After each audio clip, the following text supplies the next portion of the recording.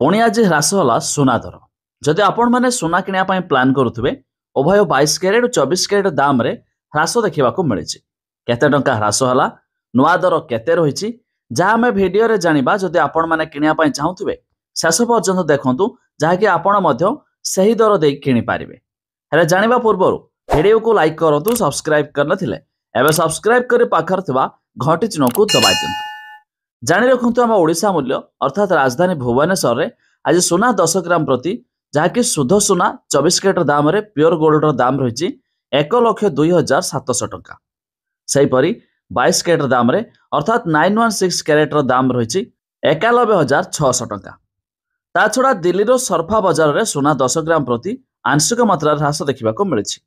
तेज शुद्ध सुना 24 कैरेट दाम रे 10 ग्राम प्रति 1,03,200 टंका रही बेले 22 कैरेट दाम रे 10 ग्राम प्रति 92,450 टंका देखा मिली। ता छड़ा MCX अर्थात मुंबई रे मल्टी कमोडिटी एक्सचेंज रे आज मध्य सुना दाम रे 1500 टंका ह्रास देखा मिली 10 ग्राम प्रति। तेबे शुद्ध सुना 24 कैरेट दाम रे 10 ग्राम प्रति 1,02,800 टंका रही बेले 22 कैरेट दाम रे 10 ग्राम प्रति 91,680 टंका देखा मिली 10 ग्राम प्रति 22 कैरेट दाम।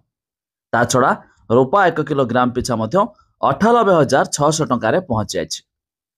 तेबे जदि आपण माने उभय सुना और रूपा किनिया पई प्लान करुथुबे तेबे एही दर देई मध्य किनि पारिबे। ता छड़ा आपण माने केउ जिल्लारू वीडियो देखुचंती ता निहाती कमेंट करी जणाइबे।